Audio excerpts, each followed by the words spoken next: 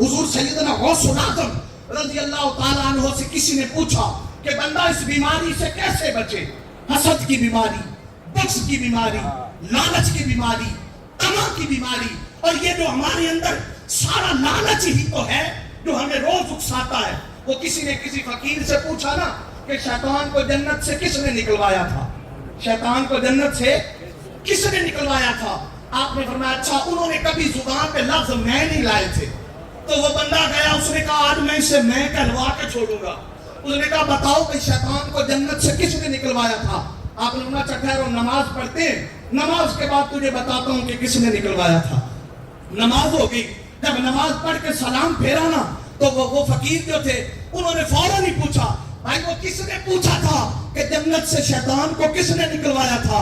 وہ کھڑا ہو کے کہنے لگا میں۔ آپ نے فرمایا اسی لعنت نے اسے جنت سے نکلوایا۔